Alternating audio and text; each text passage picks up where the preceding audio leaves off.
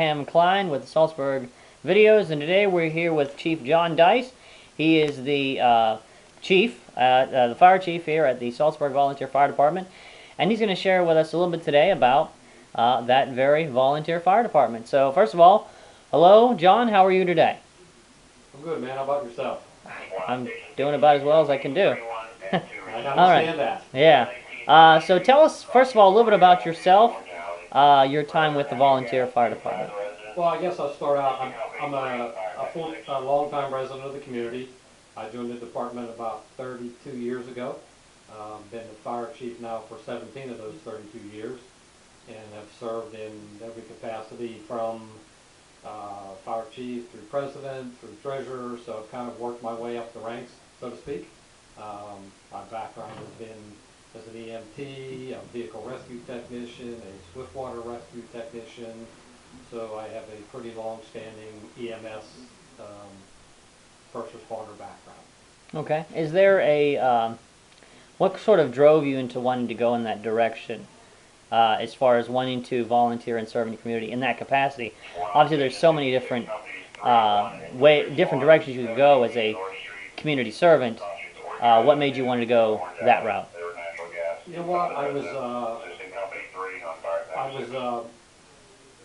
I came upon a vehicle accident at the bottom of Mercer Hill over on 981 one evening, and there was it ended up being a fatality. However, when I came on scene, there was a person surviving still, trying to struggle their way out of the car. And I felt like totally helpless in the essence of being able to really provide them any services. And it came a time in my life where I was looking for something productive and making me a better person, a better individual, and so I started to become involved in fire company. Okay. Now, speaking of that fire company, tell us a little bit about the Saltsburg Volunteer Fire Company. When approximately did it get started, and how did it sort of begin? My understanding, I don't know naturally, it was started in 1922, prior to my time. My understanding is they had multiple fires in the area, including the covered bridges, and so they decided to charter the company and start the company off. Okay. Okay, that'll make it a little easier. So, okay. Again, to your knowledge, how has it changed over the years? What's been, obviously technology has changed, knowledge of how to handle the situations have changed, but especially since your time being with the company, how has the whole idea of combating a fire and taking on accidents and extricating people from vehicles, how has all of that kind of changed?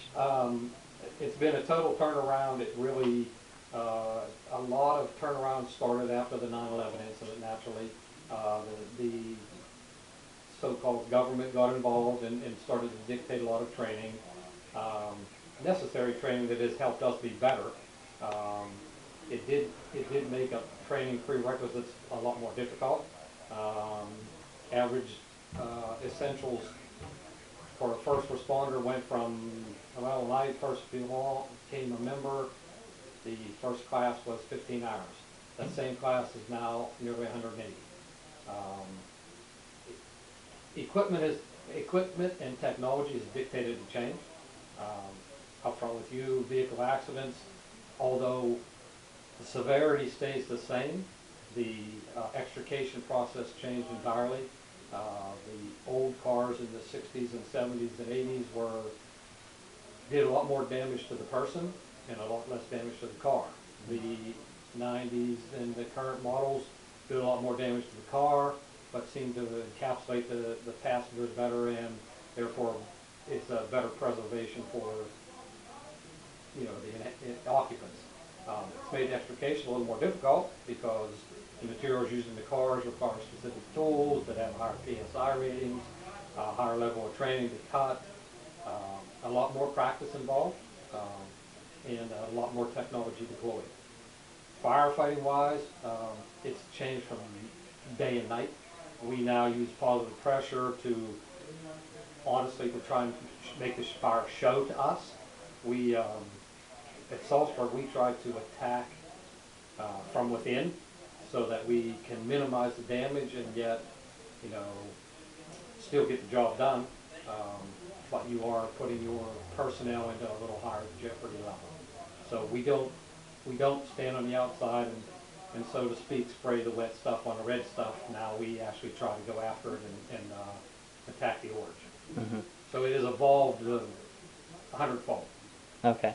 And of course, you know, with each different fire department, you know, obviously sometimes it depends on the type of area you're at, what type of funding they get, manpower and all that. It obviously makes a factor. But what are some of the you know, what are the things that, what are the main characteristics that the Saltsbrug department is able to offer when it comes to a house fire or an accident in comparison to, you know, say just a random fire department? I think we offer a higher level.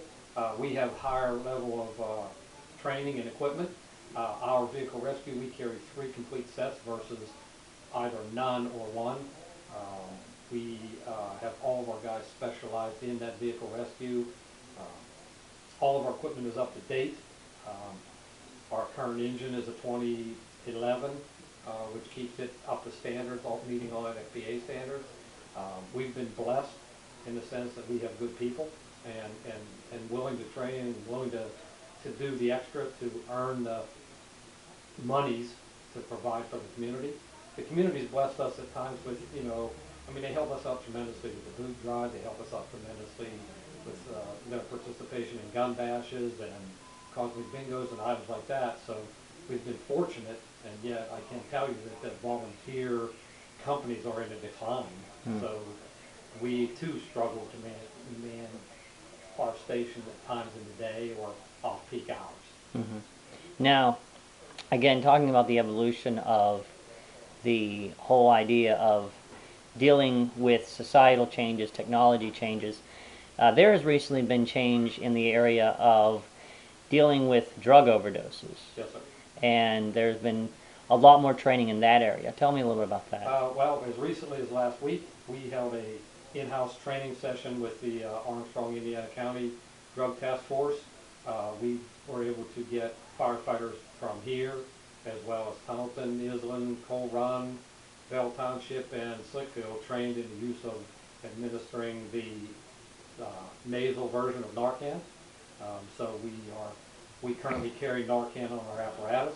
We carry resuscitation devices on our apparatus. So you're correct. The medical piece has changed 100-fold. Again, you know, when I joined, we were averaging 120 to 130 calls a year. Now we're averaging about 350. So you can see over a period of time that has more than doubled, which causes a drain on your numbers. And looking forward to the future, what is your expectation, hope, with, you know, the remainder of your time, and you know, obviously looking forward to the future of the company? What's your hope and what's your expectation? Well, naturally, I hope to leave them better than I came. I think that we have a good core group of young people. I think that they're highly motivated and highly trained. My expectations are that in the near future that they would upgrade our heavy rescue to another rescue. I would like to see the company continue to grow and prosper, and I expect that they will. There are some really dedicated, this is a really dedicated company with some stellar individuals that have visions for the future, and I just hope to be around to help push those visions through. Okay.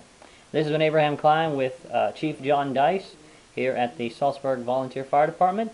If you like this video, please be sure to share it, and of course like and subscribe to the channel, and of course check out other great videos here on the Saltsbrug Videos YouTube channel. Thank you for watching.